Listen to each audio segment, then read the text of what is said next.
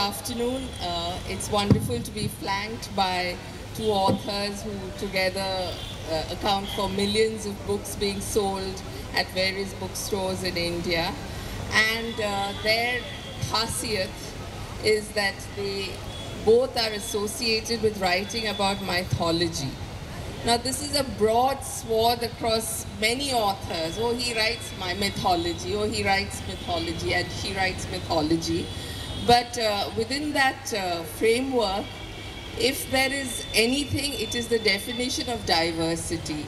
So, to talk about how their books fall into this framework roughly, and yet they kind of quietly fight out of it and try to write books that are not necessarily just about mythology, is what we're trying to explore in the next 45 minutes or so.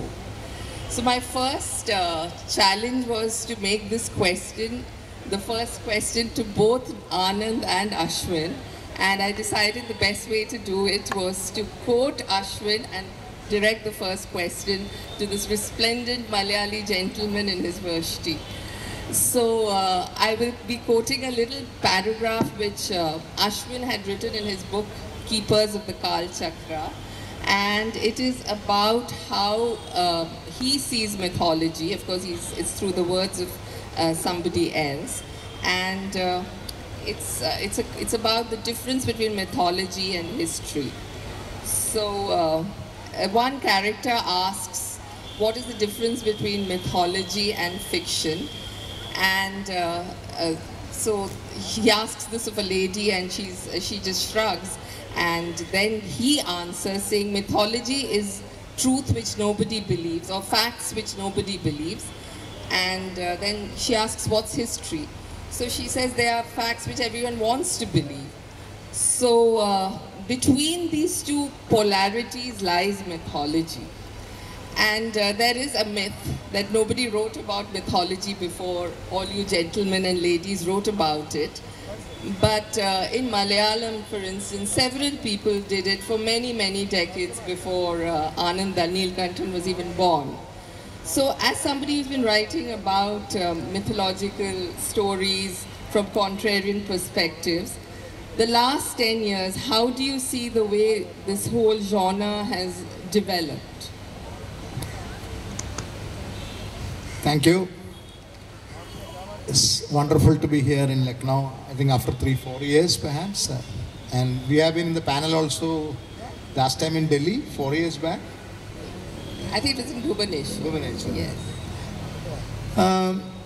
I don't think we were pioneered this or anything. This has been happening for centuries. Perhaps the first retelling or counter-telling like what I do, even though we broadly, as she said, we all write on mythology, a lot of people, Amish writes, Ashwin writes, I write, Ashok Banker started it. We all started it in English, writing in English. Otherwise, in other Indian languages, right from Sanskrit, Tamil, for 2200 years, this different tellings of mythology is there. What is Tulsidaji's Ramayana? It's a different retelling. It's different from Valmiki's Ramayana. The Telugu Ramayana is different from all. There are 300 Ramayanas. If you read Thai Ramayana, it is totally, there are many facts which may shock Indians in Thai Ramayana. There are Ramayans where characters are Muslims. There are Ramayans where characters are Catholics. Across Asia, I am telling. From Philippines to Iran, there are Ramayanas available. So, Valmiki Ramayana, of course, is the original. These are all the derivatives of it, but people have been writing and retelling these stories for thousands and thousands of years. So that way, but whether it is a fact, whether it is history, see, what is history?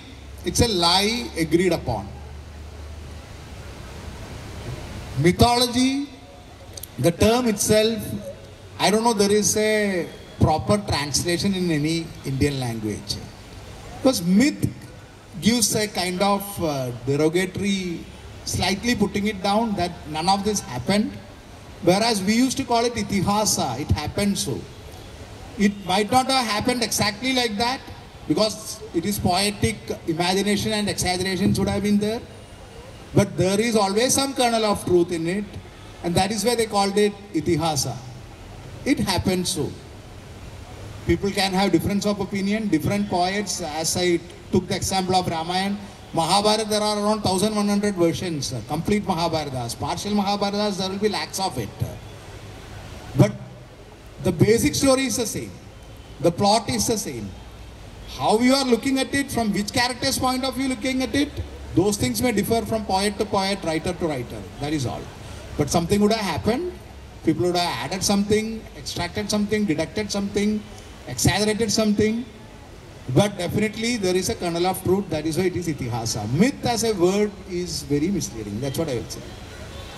Okay, so just to stay with you, you have written Asura from the point of view of the vanquished. You have written Ajaya from the point of view again of Duryodhan. So there's a word in Malayalam which is tarkottaram, which is, you argue, and your argument is also your answer, to be quite literally translating it. So this contrarian view, how would your Malayalam reading, Malayali antecedents have contributed to the way you have presented Ajaya from the point of view of Duryodhan? You've written extensively about Sugriva and Vanara, and so all these stories, how would your Malayalam reading have contributed to this? See, Indian tradition, if you ask, it is always about debate. The entire Upanishad, it's debate. Gita is a debate actually. It is not a commandment, no? It's not God coming and saying, I give you so many commandments, if you don't obey it, you go to hell. After Gita also, after telling Gita, Krishna says, I have given you the wisest of, what I think as wisest, the wisest of the knowledge. Now analyze it with your intellect. And if you agree with it, if your conscience agree with it, you accept it. Otherwise, don't accept it. Buddha says the same thing. So, answering your question, Kerala being in the periphery of the Indian subcontinent, perhaps was the least affected by many of the invasions and other things. So, the classical civilization, if you see Indian subcontinent, as such, the classical Hindu civilization, if I may call, as a word, Hindu, when it was originated, that's a different debate. Classical Indian civilization, if I may call, it actually existed perhaps in Nepal, perhaps in the periphery like Kerala. So Kerala always had this tradition, because Kerala, one of the most respected, Kudiyatam is a living art. Kudiyatam is a Sanskrit theatre. The Sanskrit theatre for the last 2200 years, it perhaps exists in India only in Kerala. Even now people are performing it. And it is based on the place of Basa, Bas. And Basa was perhaps the first contrarian. He wrote Urubanga from Duryodhana's side. He wrote Karnavara. He wrote Pancharatra, where in Mahabharata and Sanskrit play, where the Mahabharata war doesn't happen. All of them sit together, and because he wrote after Buddha, he was influenced by it. There is no war. They sit across a table and talk about Shanti. So that level of contrarian thoughts he wrote from Bharata's point of view, Pratibha Nataka. So all these things, the Sanskrit plays still are played in Kerala temples even now. The same Kudiyatam format, living theatre of almost 2200 years. And this has influenced many of the Malayalam and Tamil writers over last 300, 400, 500 years, where this kind of contrarian tellings were there in theatre, in poetry, in drama, in Kannada. Gadayuddha was written in 16th century or 15th century, if I am right, where again Duryodhana is looked sympathetically. So this is a continuing tradition. We are continuing. There is a temple for Duryodhana. There are temples for Ravan, and it's a part of Indian culture of Vada and Pradivada. That's all. So as Anand has mentioned, myths in a way are very alive, and they're constantly kind of reinventing themselves. I finally found the exact lines. So this is what I have to read this, because I think it really sets the framework for what we are discussing. Do you know the difference between mythology and history? Asked Brahmananda. The lady expressed herself with a shrug. Mythology is a set of lies that people rarely believe. History is a set of lies that people have agreed to believe. Both history and mythology contained embellishments and sometimes outright lies. But that doesn't take away from the fact that they also contain core truths. So, is this what when you started writing Rosabelle Line as Sean Higgins, which incidentally, for those who like wordplay, is an anagram of Ashwin Sanghi. So, is this how you've always viewed mythology, as something living, something that's not entirely true, but in some very core ways absolutely true? You know, Malavika, my personal view is that unfortunately, it's very unfortunate that we even have this existence of this word mythology. Unfortunately, I agree with Anand when he says that this in some ways almost demeans the retelling or the itihasa as it was. We didn't have really a word for this.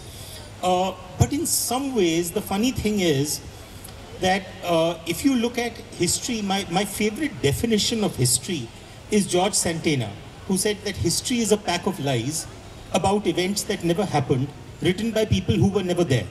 So in that sense, this is on one side what we have as the possible definition of history. On the other hand, we have someone like a C.S. Lewis who says that mythology is a lie that reveals a truth. So in that sense, what is more honest? Is history more honest or is myth more honest? The way I see it is that myth has no pretensions. It is not trying to be the absolute truth. Whereas history at times has a little bit of an attitude that yes, I am the absolute truth. It was Napoleon who said, what is history but a fable that has been agreed upon?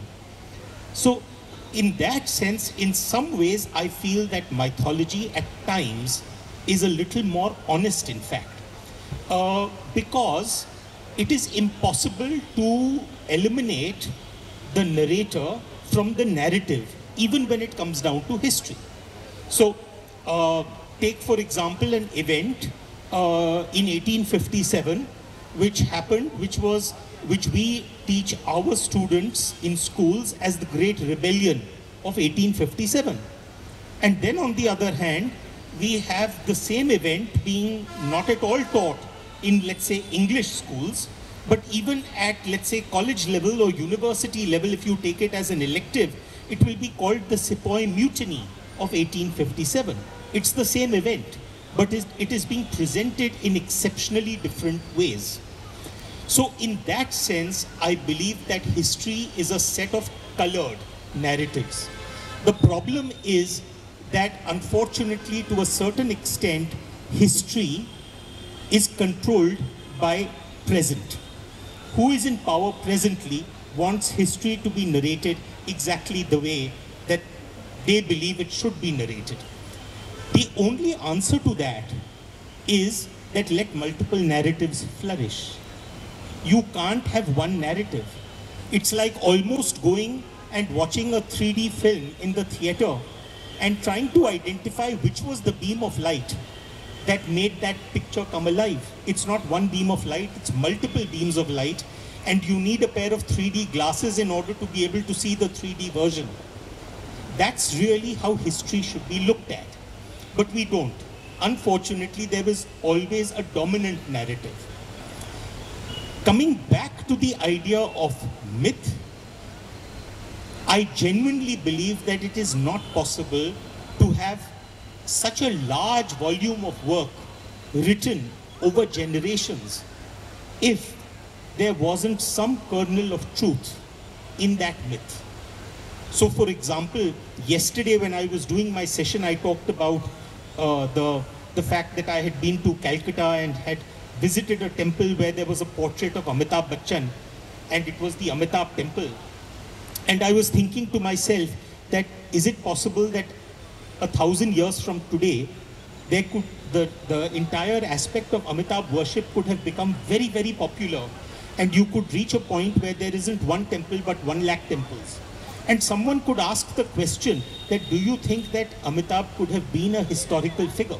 Could he have been a reality in history? But that is precisely the question that we are asking about Ram and Krishna. So why would there be 300 versions of an epic called the Ramayana? Agreed with Anand that there are substantial variations. So The moment you move from the Valmiki Ramayana to the Tulsi Ramayana, or you move to the Anand Ramayana, or the Adbhut Ramayana, or the Lao Ramayana, or the Muslim Ramayana, there are massive variations. But the point is that would there be 300 versions if there wasn't some character in history who had done some great deeds, and as a result of which he came to be written about in 300 versions? So in that sense, I believe that to a certain extent, what has happened is that with every version, some amount of layering has happened. So you had an epic called the Jaya, which was 25,000 verses, which became double the length by the time it became the Bharat, and became double the length of 1 lakh verses by the time it became the Mahabharata. But can we take away from the fact that there must have been some reality to the events that are depicted within that epic for generations to have spent time layering that particular epic? So that is what my belief is, that if you start taking history too literally, then there are lots of lies in it. And if you start taking mythology too literally, then there are many, many truths also in it. Okay, so between the two, as I said, the polarities of make-believe and fact, there exists both these subjects of history and mythology. And as an author, you seem to be a believer that the author has to do what he has to do. So you dip liberally into history, and you dip liberally into mythology as well. And your main focus, the eye of the fish for you, is to write a thriller that you cannot put down. Is that the way you approach your Bharat series? I mean, in the sense that when people look at, let's say, someone like Devdutt or Anand or Amish, I genuinely believe that these are people who are scholars within the works. I am no scholar. At the end of the day, I am simply a paperback writer. And for me, the story is my hero. I want to tell a story which is going to hook you and keep you gripped from beginning to end. In order to, I mean, what are we as fiction writers? When I thought, when I had just written my first book, Malavika, the Rosabal line, there was a press conference, the very first press conference that I ever did. And a gentleman got up and he said that, you're from a business background, have an MBA in finance, no literary background or credentials whatsoever. Suddenly you come around and you start writing a book which has mythology, theology, philosophy, which is the Rosabal line. What are your qualifications to do it? And I looked at him and I said, see, during my growing up years, the one thing my mother used to always say was that I was a bloody good liar. That I could tell a lie with a straight face. Ultimately, we as fiction writers are spinners of yarns. We tell lies. But the corollary to telling a good lie is encapsulated in the line that if you are going to tell a lie, then tell the lie as close to the truth as possible. Because if you tell it close to the truth, it becomes that much more believable.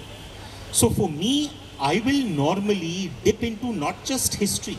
I will dip into history, I will dip into mythology, philosophy, science, anthropology, geography, and multiple disciplines in order to make you believe that what I am saying is very, very real. But all my books in the Bharat series start with a 1-paragraph disclaimer that this is fiction. Please read it from beginning to end as fiction. What I don't mention is that that is a disclaimer that should also be there in all your history books. Fair enough. So, Ashwin has been talking about how he dips into various things and then comes out with his paperback writer thrillers, which I mean, they're more than that. You're just being facetious. So, Anand, in your case, you started by writing about the Mahabharata, the Ramayana, the epics. But today you're writing stories like the prequels to the Bahubali, your whole Bahubali series, which are entirely, it's supposed to be like, it's the Indian version of the Marvel universe, for instance. So where you're creating a whole fantasy level of people who lived in another time, which looks similar to what we have seen in our televised and cinematic versions of the epics. So writing without any framework of any reference points of the epics, was it liberating, or do you think you did still dip back into the epics for certain philosophies, for certain beliefs, for certain thoughts and the way certain characters evolve and the way the story acts out? See, there are, I am a storyteller, nothing more, nothing less. I started with Ramayana and Mahabharata. I started with Ramayana specifically because that is what I grew up with. People say you have to write from your experience and all. For me, when I decided to write, the choice was to write something. I used to write in Malayalam before shifting to English. I used to write small humorous pieces here and there, satire and all. But when I thought of seriously writing, my initial thought was to write, go for thrillers and other things. But I thought I grew up with Ramayana and Mahabharata, and that is my strength perhaps. I will write from that, and how will I make it different? I'll write from the other side, Ravan's side. So once I decided that, Ravan started haunting me in the dreams, and his voice came. So all writers face this. So I started with Asura. That Asura took me to places, to be very frank, because Rajamouli read it, he liked it. I was called to the Bahubali team for the characterization, the prequel of the book, the official, which is coming as a Netflix series. The same Asura was read by the Star TV. I had no experience in screenplay writing. In Jaipur Lit Fest, they heard me speak, they got the book, they read the book, and they called me to write Siya Ke Ram, which was a very popular series. From Sita's point of view. So while one side I was writing Ravan's point of view, the TV I was writing from Sita's point of view. Then when Siya Ke Ram became a hit, I was called by Colors channel, Sony channel, to write for Mahabali Hanuman, whereas in the book I was writing Vanara, that is Bali as a hero, Sugriva as the villain, whereas in Mahabali Hanuman, Bali is the villain. So morning I'll be writing something, evening I'm writing something else. But that's the beauty of the myth. You can believe it from any perspective. And but one thing led to another. Then Ajaya Duryodhana's Mahabharata I was writing. Now I am doing a film based on Mahabharata with Rakesh from Prayash Mehra. The script is over. So I have been writing from all sides. And I am also writing horror thriller. I hope it will not become comedy, and my comedy will not become horror. But horror thriller I am writing for Sippy. I am writing for some other directors. I have written more screenplays now than books. More or less, almost 600 hours of screenplay in OTT and television than my 11 books. But what is liberating is that once you sometimes some people call me to talk about storytelling, some film schools and other things. I say don't study any book writing courses, don't take any screenplay writing courses, just understand the structure of Ramayana, understand the structure of Mahabharata, that is enough. Any story you can write. Bahubali is nothing but Mahabharata. Stories are either Ramayana or Mahabharata. There are only two stories in the world, Ramayana and Mahabharata. Every story, whether it is thriller, horror, comedy, everything is a derivative of it. That's a very strong claim.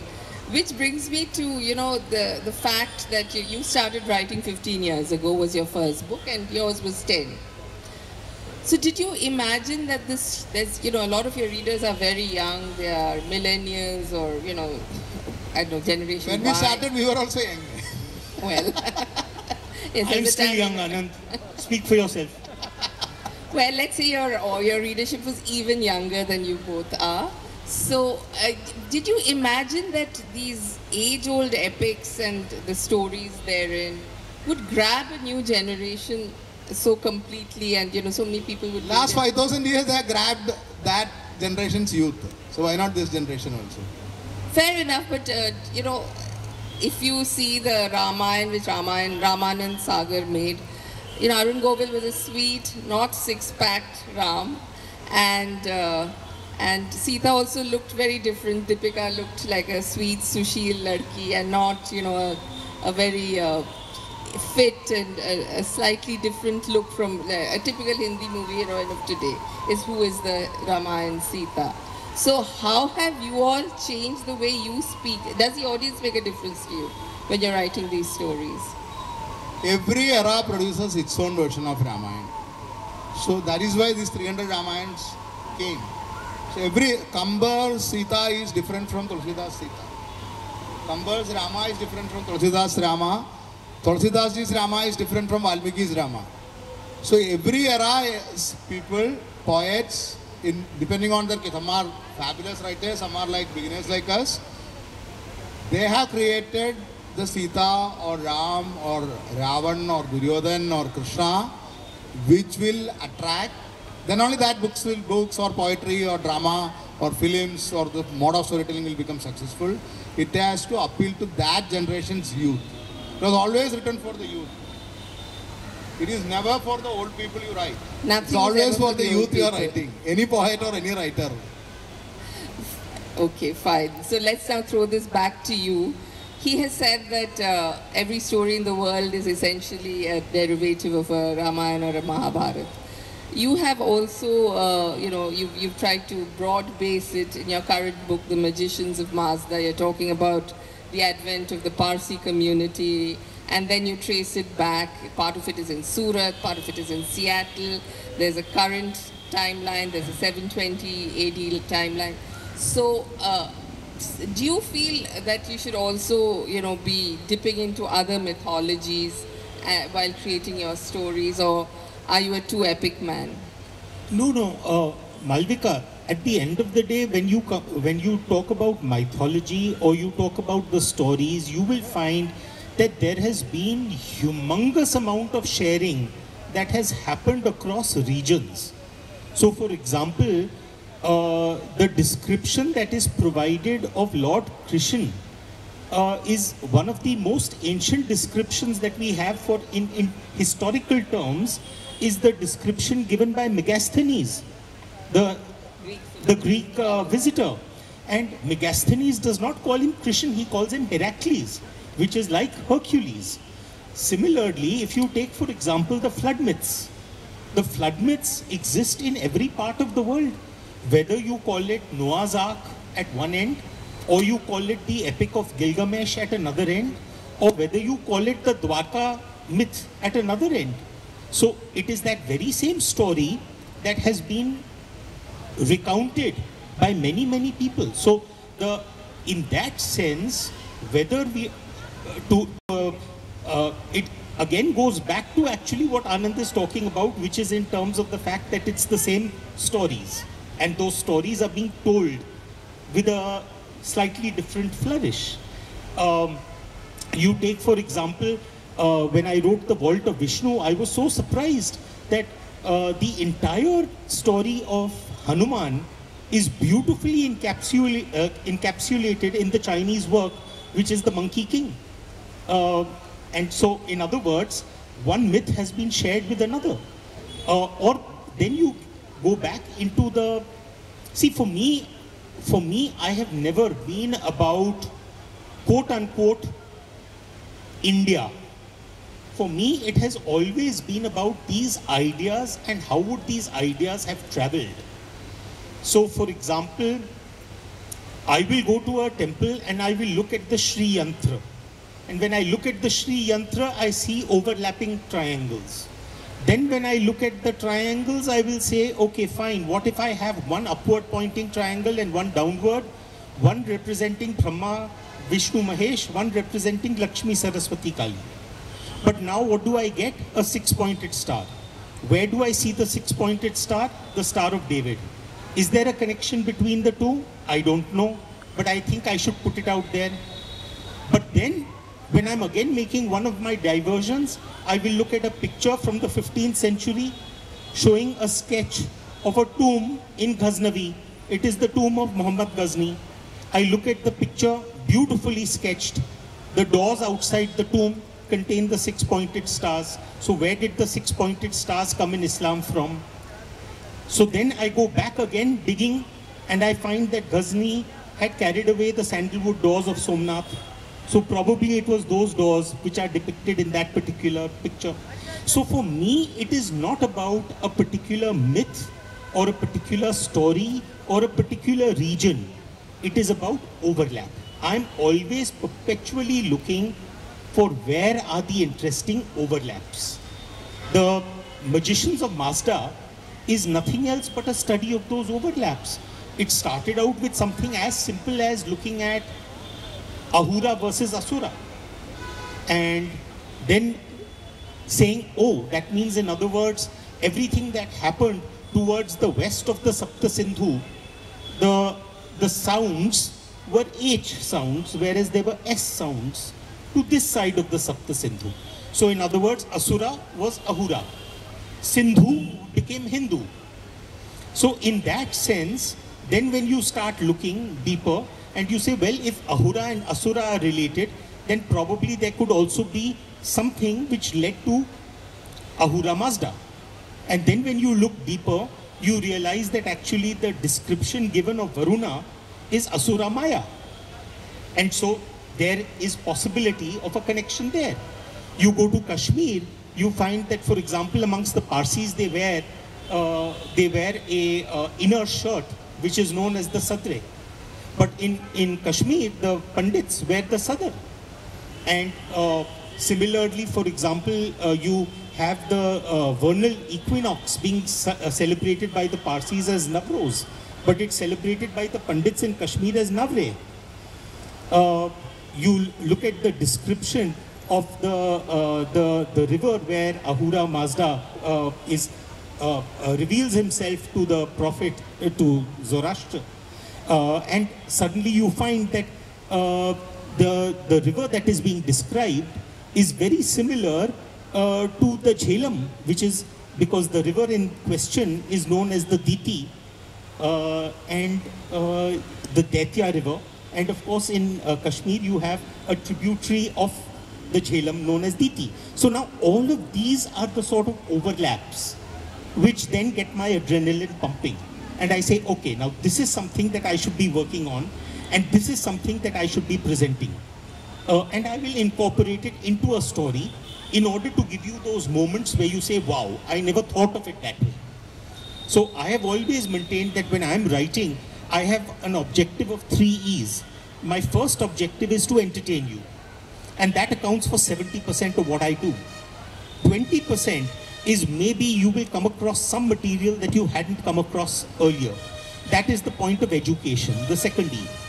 And the third is that by the time you reach the end of the book, you say, wow, why didn't I think of it this way? And I consider that to be the moment of enlightenment. So, entertain 70%, educate 20%, enlighten 10%. That's all I do. But you've almost drawn a kind of a flow chart about how you write your books. So Anand, I don't expect a flow chart from you, but what gets your adrenaline pumping? He said, you know, these aha moments, if I may call them that, you know, there are these intersections, there are these overlaps. It's almost like mythology is a palimpsest, I think is the word, where one layer is first set up, then there's another retelling, and there's another retelling. So what makes you, I mean, do you see these overlaps and how do you respond to them? I will come to the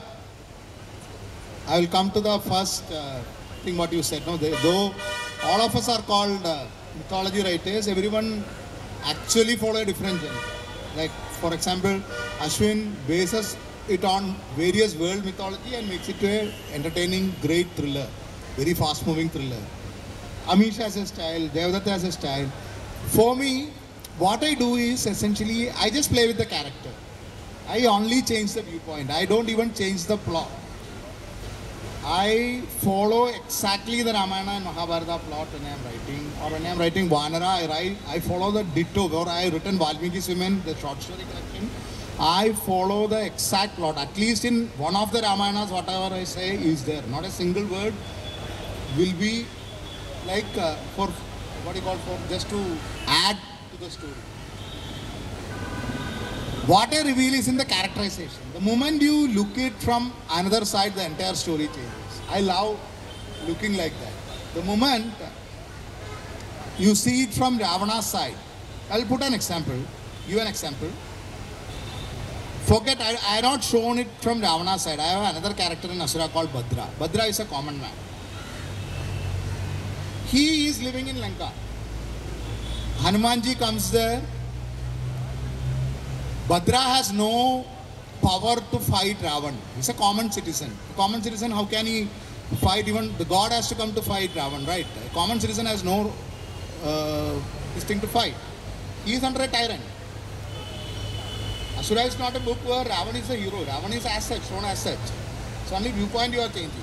So Bhadra, when Hanuman comes and burns Lanka, Bhadra's people die. And he is crying. He says, I am caught in between. What have I done? I have not done anything to anyone. I am a common man. My ruler might be evil. What will I do for that? If you are good, you are supposed to protect me. No, I am a common man. My people are dying. I play in those kind of moments. I am not telling any, what you call, making anyone hero, villain or anything. The moment you pull it back and start seeing through the character, like Valmiki's Women, the story, short story, is written from the angle of the hunter who hunts for food. It is his story. Valmiki sees it as an act of two birds are making love. A hunter comes and kills one of the bird and the famous first sloka of Ramayana, Manishada, starts. That is one way of looking at it. Now I go to the mind of hunter, I tell the same story. The hunter, what is he doing? He is trying to protect his family, he is trying to hunt food. For him it doesn't matter, he doesn't know that Ramayana has happened at all. I just dwell with the hunter. He sees one rishi coming, blabbering something, he doesn't understand Sanskrit. So this hunter offers this and Valmiki is shocked. Valmiki thinks, then I go to Valmiki's mind, Valmiki thinks what a cruel man. He has killed a bird. The hunter is thinking, this rishi, poor fellow, maybe he is hungry because he is not understanding the language. And he walks away. He is happy that he can feed his family. Same incident. And just going into the mind of the hunter and also in the mind of the bird. So I just move from character to character. So that is why, as I said, I was writing Hanuman in the morning and opposite in the evening in the book. Actually, Anand, you know, when I was talking about watching a 3D movie, probably what you are doing is very akin to that, because you are taking multiple perspectives, and probably you are one of the few people who can take that same story and look at it from 10 or 15 or 20, n number of dimensions. So probably you have a 360-degree view of that story because you are looking at it dispassionately through that particular character's eyes. Thank you. That is the only thing I do. I don't all my stories, all my works are that. So Bahubali also, when I was writing, Katappa is hero. But there are people who Katappa kills. So I tell the story, some of the chapters are from that. For them, Katappa is the biggest villain. You are seeing only one side, no? From the other side, suddenly who is a hero becomes a villain when you start looking it from the other side.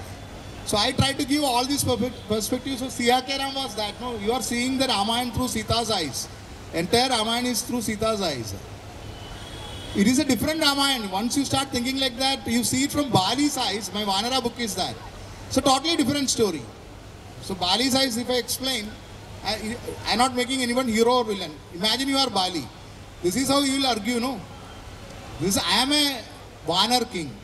I am an animal kingdom. Here what is right? Might is right. Right? All animals fight for mate and food. And the pack leader will protect his people. So Bali always protects his people. When Ravan comes, he defeats him. When anyone comes, Dundubi comes, he defeats him.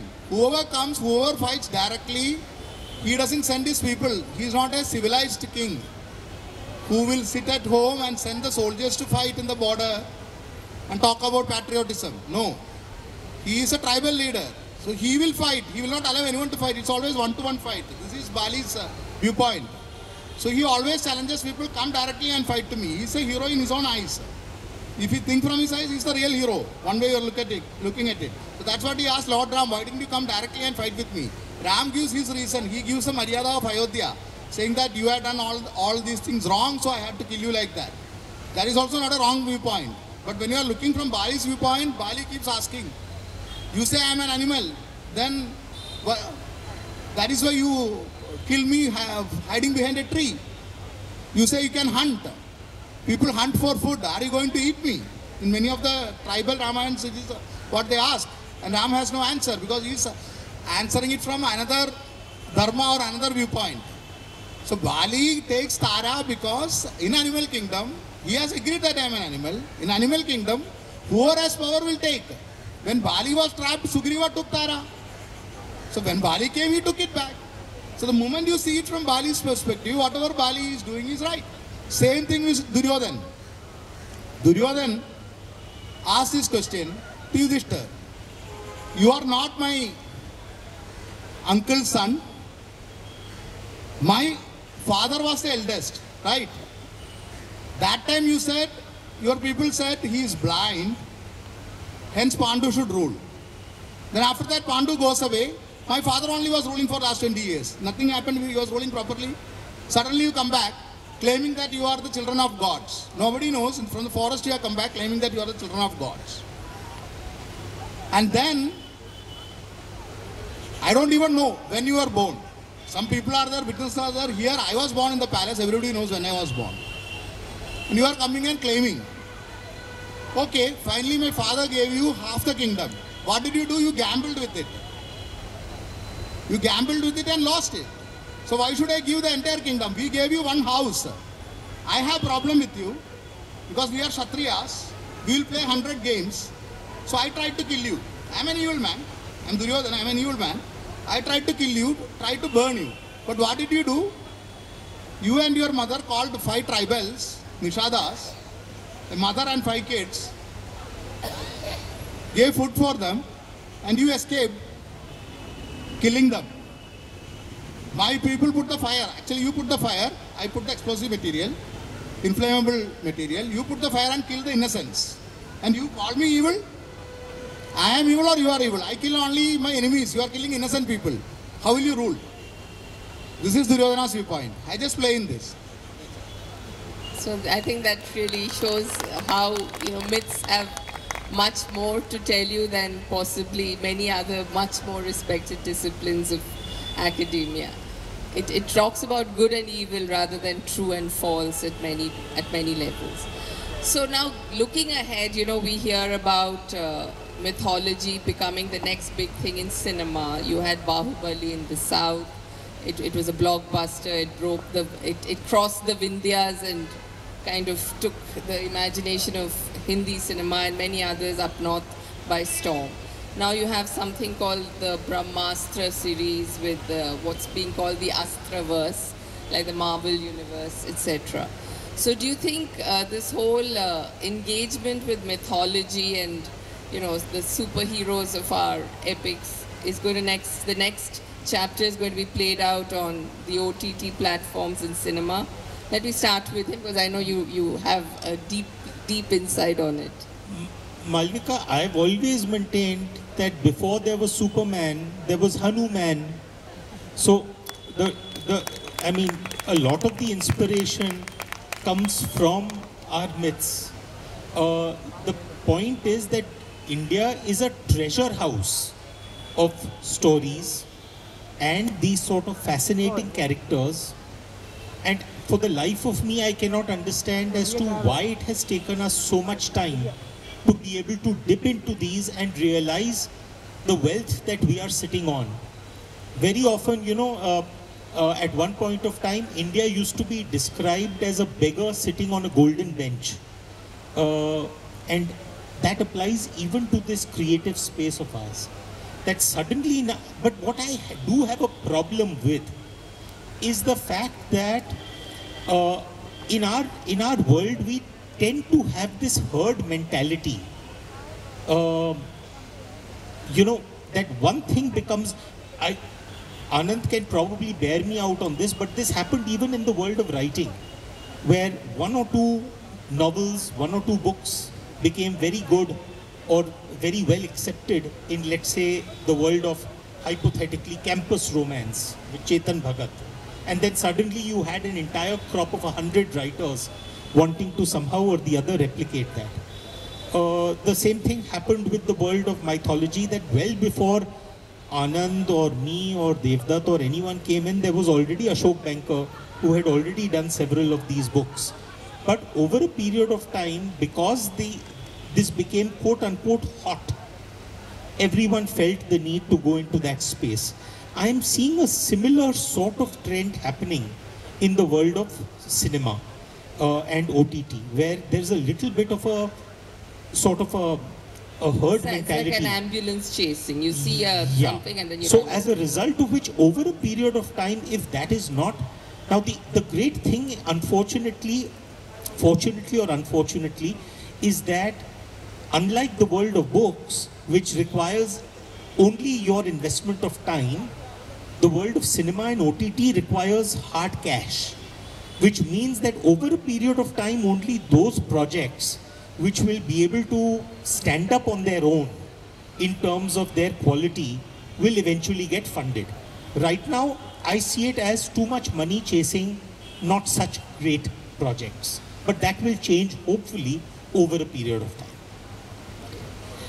So he was talking about how we had these stories. So long before the Lord of the Rings and all of that, there were great, mythological fantasy literature in India. So how do you see, I mean, you work very closely with the film industry. Would you agree that, too much money is... Let me put it like this, for reasons I don't know why. In Hindi film never used this much. South it was always there. N.T. Ramarao became chief minister using this kind of films only, all Ramayana, Mahabharata based films. Tamil, Telugu, Kannada, to a lesser extent Malayalam always was social films. Tamil, Telugu, Kannada had, for those era, huge films. Shivaji Ganesan to NTR, to all the South actors, always in 50s, 60s, most of the big films are based on the Indian history or Indian mythology. It was always culturally rooted. Hindi, after the Bahubali success and other things, now the trend has come. But Hindi television always had this, always, right from Ramanand Sagar's time.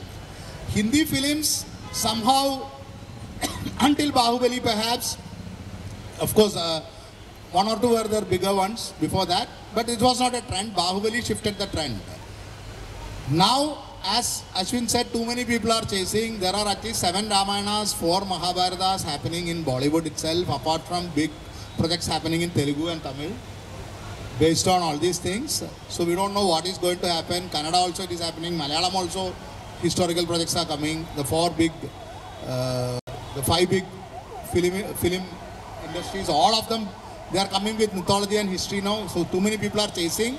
But like books, I think 2 or 3 will make money, the rest of will flounder. The problem is, this needs time. People are trying to churn it out in 5 months, 6 months. It won't work. It will become khichdi. That is what is happening now. There is no authenticity, and unfortunately or fortunately for this kind of things, why Marvel has an advantage. It's not just the money. It's not just the talent. We have both. With purchase for parity, we have enough money to create. We have most of the Marvel movies, our technicians also only are doing it. The problem here is, we have unfortunately lost what the advantage what an NTR had or a Shivaji Ganesan had in that era. Now people are scared. They can follow only one popular narrative. A film to come, Marvel is playing with some Nordic mythology and other things, nobody cares. They can play with whatever they want. They can bring whatever character. Here, it is linked to religion, so you can tell only what is agreed upon, and that is also one funny thing. Religion is not the same, belief is not the same. Hinduism is such a diverse faith. In one of the interviews I had said this also, a simple question which went viral, I don't know why. A simple question, I will ask it here again. Who is elder, Ganesha or Kartikeya? Just to prove mythology, I mean Hindu Puranas are different, beliefs are different from one part to another. You can talk for days, but this is a simple question. Who is elder for the audience? May I try? No, you are from, you and I have the same answers. I want to say somebody from Lucknow to say it. Kartikeya. Who is elder? It depends on which side you're of in the Vindhyas, as I say. Who has, people can, either side people can get offended by the answer. Huh? Like, who has wives? Ganesha or Kartikeya? Who is a bachelor? Who is a bachelor god? And who has two wives?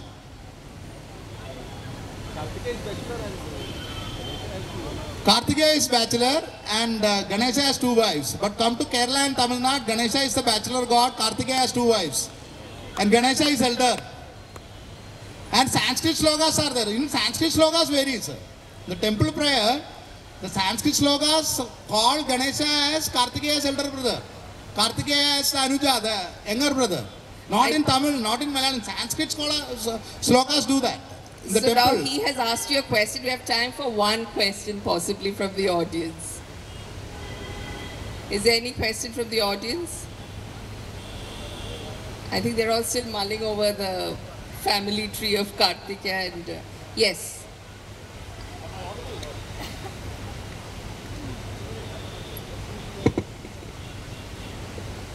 It's a very fundamental question addressed to Mr. Sanghi there. From your opening remarks, this concept of that since there are 300 versions written, therefore something must have been there. Right? How is this, I mean, historically, something happened. Whether it was portrayed as a lie or not is a separate issue. Right? But then going along saying that because there are things written about something, it must have been there without any real evidence. How do you, I mean, just to know so that. I am not one of those who believes that you should be looking at just that hypothesis minus any evidence. I've not said that. But I do believe that to a very great extent we have over a period of time allowed ourselves not to invest in the sort of scholarship that was needed in order to prove the authenticity of many things that were being said. To give you an example, in the Mahabharata, on the eve of the Mahabharata war, you have Rishi Vyas going and meeting Dhritarashtra and saying, listen, you know, don't fight this war because your entire family, your entire lineage will get wiped out. And he then goes on to explain what he has seen in terms of the stars in the sky. So he gives his astrological reasoning as to why this war will not work. Now, this is, as far as we are concerned, mythology. This is Mahabharata, this is mythology. Now, there is this very interesting gentleman, his name is Professor Narhari Achar, and he is based out of the University of Memphis. He is an astrophysicist and has created a software in order to be able to plot what did the night sky look like over Kurukshetra going back 20,000 years. And now what he finds is that there is only one particular night in the year 3067 BC where all those constellations could have been observed, which then tells you that if this did happen, it probably happened 5,000 years ago. Now you take it one step further, that when we are describing the Mahabharata war, we know that the one person who refuses to fight is Balram. And when he is getting out on his Padyatra, he crosses lakes. Those lakes are actually not lakes, but they are the river Saraswati, which has started drying up. Now we know, from having done studies of the waters beneath Rajasthan, that the river Saraswati did flow through there. In fact, satellite mapping of the ISRO shows you the entire course that the Saraswati took. And now, more importantly, there are studies related to the way you can do carbon dating of material, of earth and wood and objects. Similarly, you can do dating in terms of the last recharge of underground water. As a result of which, it is now possible to say that that water has not been recharged for 5,000 years. Now, that is precisely the sort of research that we should be doing in order to be able to prove the historicity of our myths. As they say, absence of evidence is not evidence of absence. That is all I'm saying. Excellent. I'm sorry we are completely out of time, gentlemen in red. So thank you so much for this extremely illuminating session. We're completely running over time. And for those who love their myths, thank you, Anand. Thank you, Ashwin. And the third of this triumvirate, Devdutt, is in the wings. So let the myths continue and let their retellings continue, because we enjoy, we argue, and we get enlightened. Thank you so much. Thank you. Thank you. Thank you so much for this session. And I'd now call upon Mr. Sharad Bindal, Founder Director of KLF, to kindly come up onto the dais and felicitate our speakers, our eminent speakers of the session. In the interest of time, we would like to begin our next session quickly. So I would now request Mr. Sharad Bindal to kindly do the honor of felicitating Mr. Ashwin with a token of our love, appreciation and gratitude for taking out time to be with us today. Sir, your fund of 70% entertainment, 20% education and 30% enlightenment is going to stay with us for the longest of time. Thank you so much. I now request Mr. Sharad to kindly felicitate Mr. Anand, who has shared his valuable insights and taken us to the lanes of history, mythology, myth, fiction, Ramayana, Mahabharata and life in general. I request the audience to please give a huge round of applause.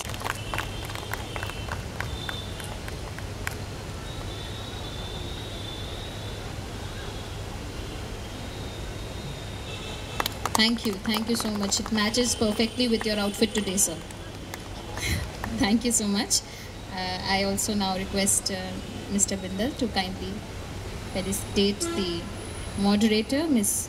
Malavika, who has done an excellent job in steering the conversation of the much complicated session today of myth and mythology. Thank you, madam. Thank you so much.